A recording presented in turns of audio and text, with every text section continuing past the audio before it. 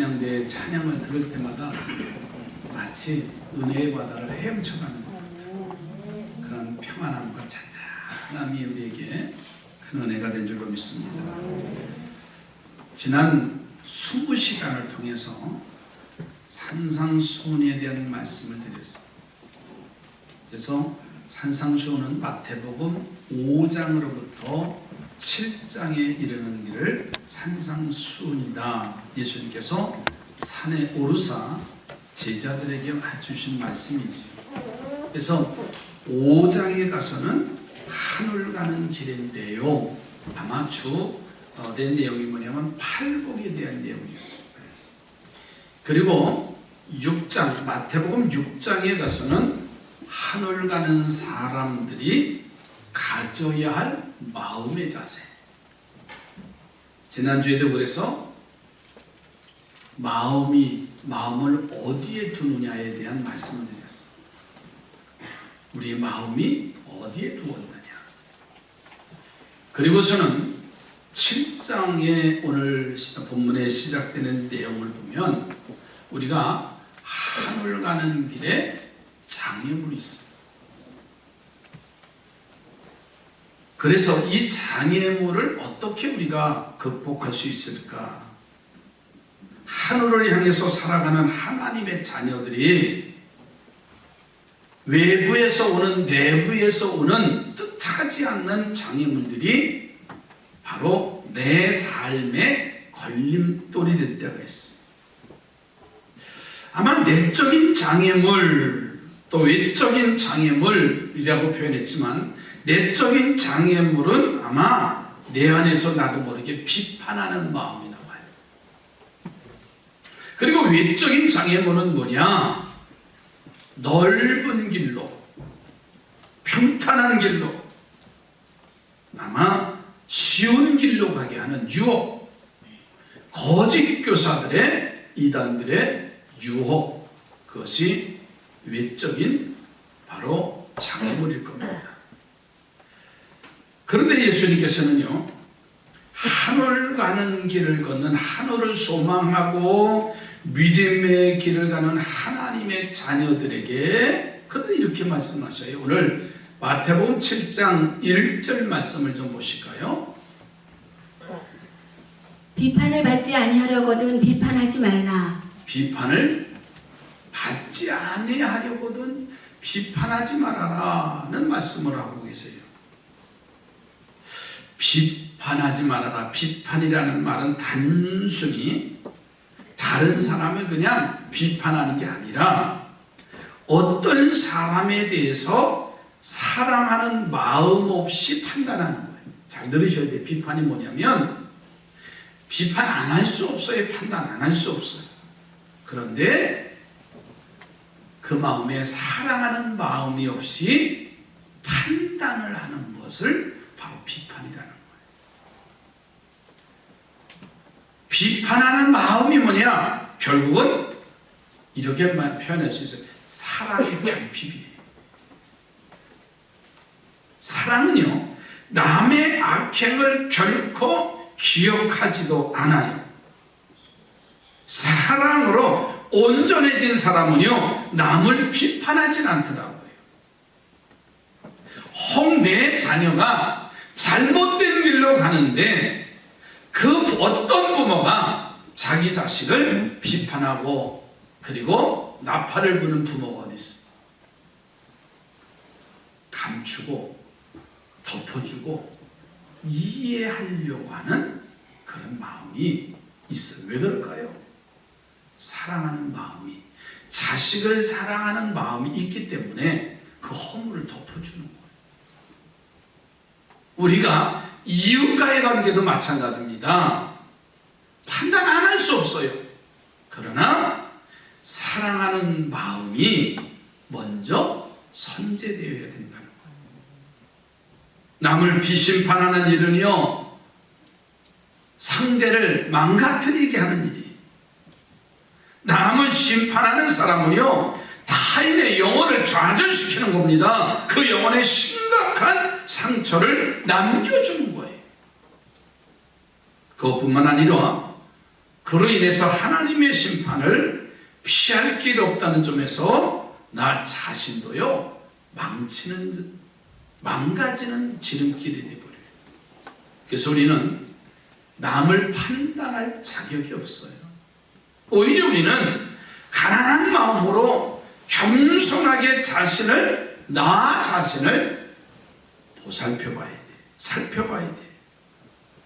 내 영혼에 있는 들보가 얼마나 크고 얼마나 뿌리 박혀 깊이 자리 잡고 있는지.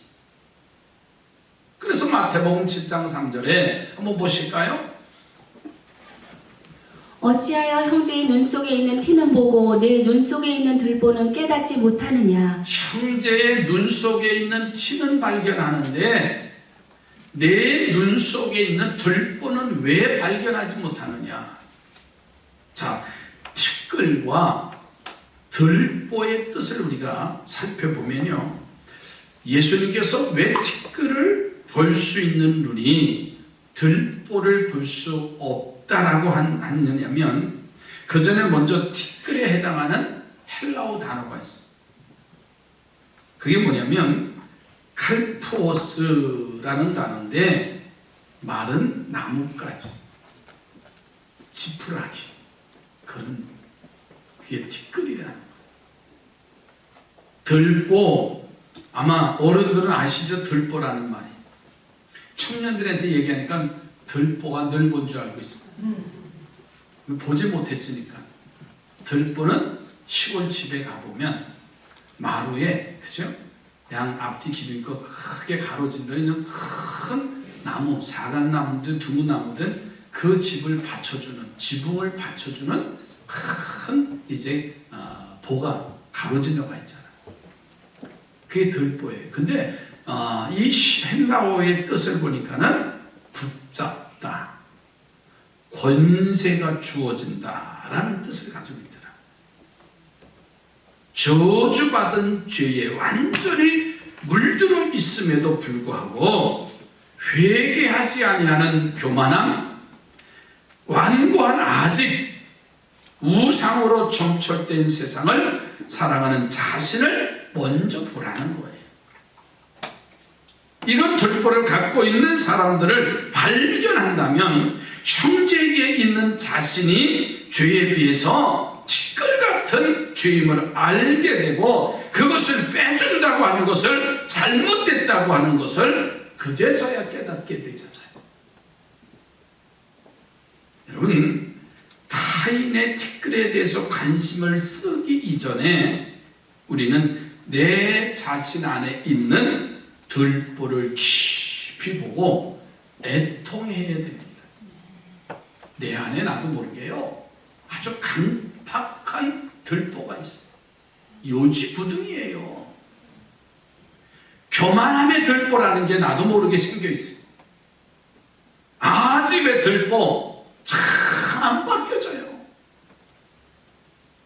자기 생각이 기준이라는 거예요. 자기 생각과 틀리면 다 틀린 거예요. 그런데 정작 자기 안에는 큰 들보, 아주 콘크리트층과 같은 그런 일들이 있잖아요.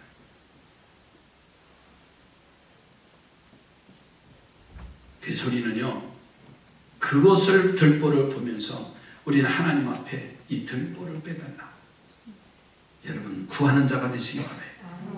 그러나 다른 사람이 범하는 잘못 자체에 대한 판단이 불가피하죠. 하늘 가는 사람들이라 해도요, 타인과 사물에 대해서 우리가 판단하면서 살아요. 우리가 보는 대로, 느끼는 대로. 특히 타인의 명백한 잘못을 보면서 외면하는 것은 하나님의 자녀들이 취할 태도는 아니잖아요. 내 눈앞에서 잘못된 것이 벌어지고 있는데 어떻게 그것을 못 본 척하고 그냥 지나갑니까? 잘못한 사람들을, 범한 사람들을 권면하고 책망하고 옳은 길로 우리가 인도해야 하잖아요. 그런데 핵심은요, 남을 궁지에 몰리려고 하는 좋지 못한 의도에서 기초한 비판이 아니라 사랑을 품은 올바른 판단이 되어야 된다는 거예요. 여러분, 사랑을 품은 판단은요, 타인의 영혼을 궁지에 몰리기 위한, 비판하기 위한 그러한 판단이 아니라 그 사람의 영혼을 바로 세우기 위한 판단이에요. 그래야 되잖아요. 이건 잘못됐다. 잘못된 길로 지금 가고 있는 거 아닙니까? 잘못된 신앙이 아닙니까? 라고 판단은 할 수 있어야 돼요. 자, 그런데요, 이 판단을 하게 되면 죄를 범한 사람들에게 충고의 권면을 해야 되는데, 이를 위해서 예수님께서는요, 몇 가지 단계가 있도록 말씀하셨어요. 너네 목사도요, 권사님 잘못됐어, 집사님 잘못됐어 라고 말할 수 있어요. 누구든지 판단은 할 수 있다고 말이에요. 누구든지 비판은 할 수 있어요. 오늘날 자기 생각에서 벗어나면 다 비판이에요. 뭐 여든 야든 정치하는 사람이든 세상 사람이든 내 마음에 맞지 않으면 다 그릇된 것, 틀린 것이라고 과감히 말할 수 있어요. 그런데 예수님은 믿음의 사람들, 하늘 백성들은 그렇게 해서는 안 된다는 거예요. 마태복음 18장 15절로 17절에 이렇게 말씀하셔요. 네 형제가 죄를 범하거든 가서 너와 그 사람과만 상대하여 권고하라. 만일 들으면 내가 내 형제를 얻은 것이요, 만일 듣지 않거든 한두 사람을 데리고 가서 두세 증인의 입으로 말마다 확증하게 하라. 만일 그들의 말도 듣지 않거든 교회의 말하고 교회의 말도 듣지 않거든 이방인과 세리와 같이 여기라. 아멘. 자, 예수님께서는 이 세 단계의 것을 거칠 것을 요구하셨는데, 첫 번째 단계는 단 둘이서 충고하라는 거예요. 이리 와보세요. 내가 보니까 잘못된 것 같아. 좀 잘못 판단하고, 그렇게 충고를 하라. 두 번째 단계는 그래도 듣지 않으면 한두 사람을 데리고 가서 지적을 하라는 거예요. 떼거지를 하지 말고요. 한두 사람이, 정말 가까운 사람이 잘못 선택한 것 같다. 그래도 듣지 않으면 세 번째 단계는 뭐냐? 교회에게 말하라고 했어요. 그래도 듣지 아니하면 이방인과 같이, 바리새인과 같이 취급을 하라고 했어요. 자, 이 단계를 우리가 밟을 때 항상 유의해야 할 것이 있어요. 그게 뭐냐면 그 결과를 하나님 앞에 맡겨야 됩니다. 여러분, 우리가 그럴 때가 많아요. 내가 이번에 아무개 사람을 아직 버르장머리를 고쳐줘야지. 버르장머리를 고쳐주는 건 사람 앞에 내가 망신을 주면서 정신 차리겠지. 뭐 그럴 때가 있어요. 그런데요, 내가 고치는 게 아니라 남의 것을, 내가 잘못된 것을 수정해 줄 것이 아니라 그건 교만입니다.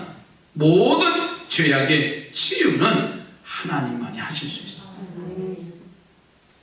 또 우리가 주의할 것이 뭐냐면, 내 눈에 들보를 뺀 후에 다른 사람의 티끌을 빼야 된다는 말이에요.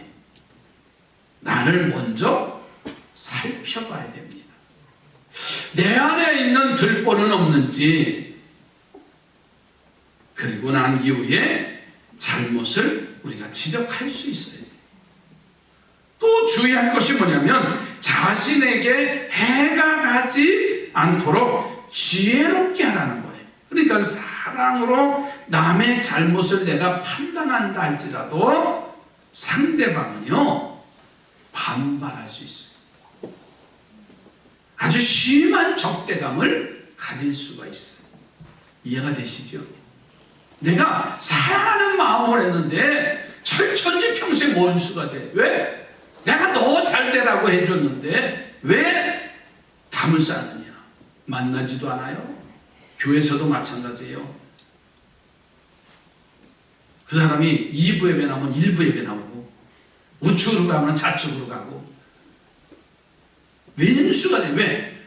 나는 저 사람이 잘 되라고 충고하는데 받아들이는 사람 입장에서는요 그게 상처가 될 수 있다는 거예요. 그래서 예수님은 거룩한 것을 누구에게 주지 말아라? 개에게 던져주지 말아요. 물린대요. 이런 과정에 자신이 예기치 않는 상처를 받기 때문에 그렇습니다. 그래서 오늘 믿음의 우리 삼산의 성도들은 기도하며 판단하십시다. 예, 기도하며 판단해야 돼. 이 말이 뭐냐면 타인의 잘못을 사랑으로 지적하는 이 모든 과정에서 반드시 기억해야 할 것은 바로 기도로 진행이 되어야 된다. 사람의 영혼을 수종하는 길은요 내 입에서 나오는 화려한 화술이 아니에요. 내 입에서 나오는 기술력이 아니라 기도이기 때문에 그렇습니다. 사람이 일하면요 사람이 일할 뿐이에요. 그러나 사람이 기도하면 하나님이 일하실 줄로 믿습니다. 그러니까 바울은 이 사실을 누구보다도 더 잘 알기 때문에 데살로니가 교회와 성도들에게 믿음이 온전해지도록 자기 자신이 무엇을 하기보다는 기도가 방법이었습니다. 데살로니가전서 3장 10절에 데살로니가 교회 성도들에게 바울이 한 말씀이 있어요. 주야로 심히 간구함은 너희 얼굴을 보고 너희 믿음이 부족한 것을 보충하게 하려 함이라. 주야로 심히 간구함은 내가 너희를 향해서 쉼없이 기도하는 것은 이라는 말이에요. 어째서 기도가 사람의 영혼을 수종할 근원적인 힘이 될 수 있을까? 그 답은요 오늘 본문에 7절로 11절에 주님이 하신 말씀이 있어요. 구하라 그리하면 너희에게 주실 것이요 찾으라 그리하면 찾아낼 것이요 문을 두드리라 그리하면 너희에게 열릴 것이니 구하는 이마다 받을 것이요 찾는 이는 찾아낼 것이요 두드리는 이에게는 열릴 것이니라. 너희 중에 누가 아들이 떡을 달라 하는데 돌을 주며 생선을 달라 하는데 뱀을 줄 사람이 있겠느냐. 너희가 악한 자라도 좋은 것으로 자식에게 줄 줄 알거든 하물며 하늘에 계신 너희 아버지께서 구하는 자에게 좋은 것으로 주시지 않겠느냐. 아멘. 따라갑시다. 기도하면 응답이 있다. 그러니까 기도하는 사람에게는 답이 있다는 거예요. 구하는 자에게 주실 것이고 찾는 이에게 보여주실 것이고 두드리는 이에게는 열릴 것이라고 했어요. 우리의 기도를 들으시는 분은 하늘 아버지시죠. 우리는 그의 자녀들입니다. 그래서 누가 아들이 떡을 달라 하면 돌을 줄 사람이 어디 있고 생선을 달라고 하면 전가를 줄 부모가 어디 있느냐고 하는 거예요. 여러분 하늘 아버지의 심정이 바로 이와 같다는 거예요. 네가 구하면 내가 좋은 것으로 너희에게 주마. 힘들고 어렵고 상황이 해결될 것 같지 않은 여러 가지 상황이 오늘 믿음의 사람들은 하늘 백성들은 기도의 용사들이 되시길 주의로 축복합니다. 내 자식이 망나니 짓을 하고 있다 할지라도 내 자녀가 정신을 차리지 못한다 할지라도 저거 언제 철들지? 저게 언제 아들 역할 사람의 구실을 하지? 속을 태우고 어떤 때는요 참지 못해서 집 나가 더 심하면 호적에서 파 이렇게까지 나오죠. 그런다고 철이 드나요? 그런다고 정신이 돌아오나요? 아니에요. 성 어거스틴의 일화는 우리는 너무나 잘 알잖아요. 그 아들이 그렇게 기도하는데도 부모의 기대 이상, 기대 이하의 삶을 살잖아요. 아주 허랑방탕한 생활, 세상에 타락한 생활을 점점, 나이가 들면 40살이 다 되도록요 얼마나 추한 생활을 했는지 몰라요. 네, 기도의 모니카는 하나님 앞에 기도해요. 하나님 아시지요? 내 자녀 나도 할 수 없어요. 주님, 그랬더니요 기도의 응답이 돼서 40이 넘어서 어거스틴이 정신을 차려요. 그리고 말씀을 봐요. 그리고 하나님께 돌아오는 역사가 있어요. 내가 누구를 고친다고요? 고칠 수 없더라고요. 따라합시다. 기도가 답입니다. 아멘이지요. 우리에게 가장 좋은 것을 주실 준비가 항상 되어져 있는 주님의 마음. 가장 좋은 것이 뭔지 아세요? 기도하면 우리에게 성령을 부어주셔요. 하나님께서 기도를 응답하시되 이 기도를 통해서 하나님이 가장 좋은 것 성령을 그의 자녀에게 선물로 부어주시는데, 성령은요 우리의 영혼을 새롭게 하는 창조의 영이에요. 영혼 안에 거하는 성령은요 그 영혼 안에서 변화의 역사를 일으키게 되어져 있어요. 기도를 통해서 성령이 오시고, 성령은 영혼을 변화시키는 영이에요. 그러므로 사랑으로 판단하는 사람은요 기도할 수밖에 없어요.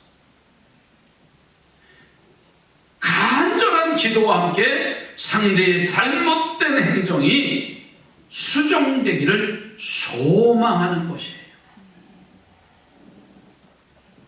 우리 하늘 가는 우리 삼산의 가족들은요 남을 판단하지 않는 것을 넘어서 적극적으로 사랑하는 자 되시기 바랍니다. 아멘. 주님은 오늘 마태복음 7장 12절에 이렇게 말씀하셔요.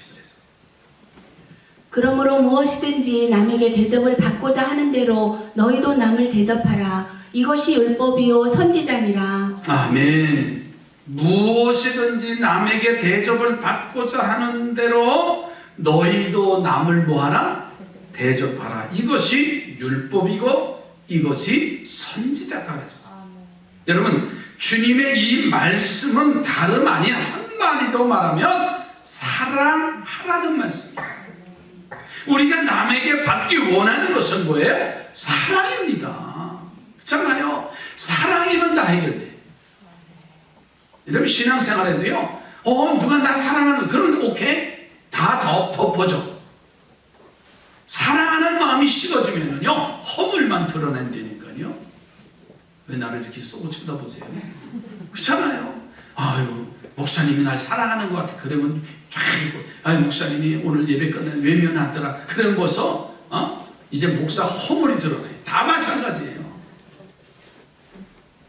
여러분, 상대도 사랑받기를 원하고 나도 사랑받기를 원해요. 이처럼 다른 사람을 또한 나에게 바라는 것은 뭐냐? 사랑이에요. 사랑. 하나님의 자녀들은 그런데요 이 사랑에 빚진 자들이에요. 우리들은 솔직히 도무지 사랑받을 만한 자격이 없는 허물 많은 사람 아니에요? 그러나 하나님께서는 우리를 사랑하시기 때문에 독생자 예수 그리스도를 이 땅에 보내주셔서 우리의 죄를 사해 주시고 너는 내 아들이라, 너는 내 자녀라고 하면서 자녀의 권세를 주셔서 아버지께 부르짖으면 더 좋은 것으로 우리에게 채워주시는 그 사랑을 입은 자들입니다.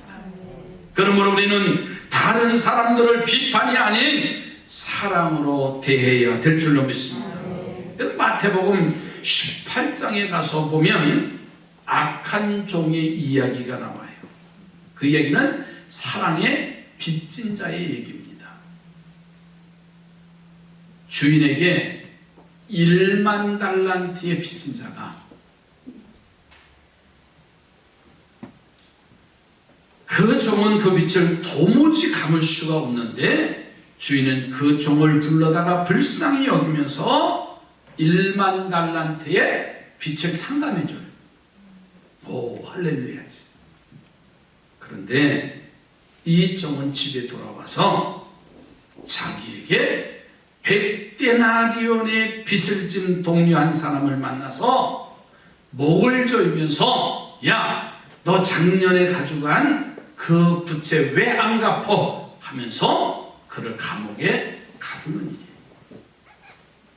이 소식을 들었던 주인은 1만 달란트의 빚진 자의 탕감받은 그를 불러다가 다시 감옥에 가두는, 여러분, 그 내용입니다. 하나님으로부터 대들보와 같은 사랑을 입고도 이웃의 티끌 같은 잘못을 비판한다는 것은요, 하나님의 더 큰 심판을 초래한다, 불러온다는 얘기예요. 하나님의 크신 사랑을 입은 사람들은요, 이웃을 비판이 아닌 사랑으로 대해야 된다는 거예요. 이것이 바로 율법과 선지자들이 말한 모든 것이다 라고 오늘 결론을 내려놨어요. 이렇게 사랑으로 남을 대접하는 사람은 복 있는 사람이라는 거예요. 그는 다른 사람을 사랑함으로써 하나님의 더 큰 사랑을 입었기 때문에 그렇다는 말입니다. 사랑하는 자를 하나님은 사랑하시기 때문에.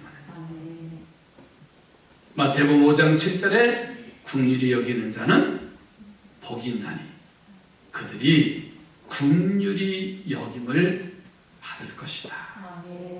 하늘 가는 사람들은요, 비판이 아닌 비판하기 이전에 사랑의 삶을 살도록 우리를 부르셨어요. 어떻게 타인을 사랑할 수 있을까요? 단 한 가지입니다. 그리스도를 믿는 믿음으로만이 가능합니다. 그리스도를 믿는 믿음 안에서 하나님의 그 크신 사랑의 깊이와 복을 깨닫게 되고 사랑의 동력을 얻게 되어지는 겁니다. 믿음이 없이는 사랑할 수 없어요. 믿음이 있으면 사랑할 수 있어요. 여러분, 용서하지 못하는 것은 사랑이 없기 때문에 그렇습니다. 오늘 우리 크리스찬들은, 하늘 가는 하늘의 자녀들은 믿음 있는 자가 되시기 바라요.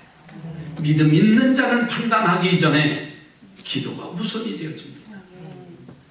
사랑하는 마음이 있어서 기도가 되고, 기도하는 사람은 바로 성령의 선물을 허락하신다고 그랬어요.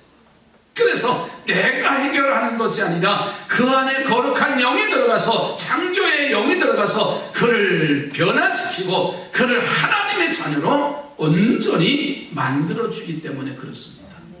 그러므로 우리는 기도가 답이어야 되고 사랑의 마음으로, 그리고 믿음의 선한 결단을 하면 됩니다. 따라 합시다. 사랑은 사랑을 낳는다. 사랑이 사랑을 낳는 거예요. 비판이 아닌 사랑이 먼저 되어야 됩니다. 이 사랑이 상대를 치유할 뿐만 아니라 우리 자신도 하나님의 크신 사랑을 덧입게 될 줄로 믿습니다. 하늘 가족들은, 믿음의 사람들은 사랑이 답이에요. 주님의 주신 그 사랑. 그러므로 우리는 서로 사랑해야 됩니다. 이 시간 우리 찬양을 좀 같이 할까요? 김두한 작사 작곡 서로 사랑하자. 오래전에 불렀던 찬양인데 어제 저녁에 설교를 다 마무리하고 몇 번씩 설교를 읽으면서 이 가사가 계속 떠오르는 거예요. 나 혼자 계속 헐풀이 계속 움츠렸어요. 사랑이 뭘까? 믿음이 있으면 되는, 사랑이 뭘까? 기도하면 되는. 함께 큰 소리로 찬양합니다.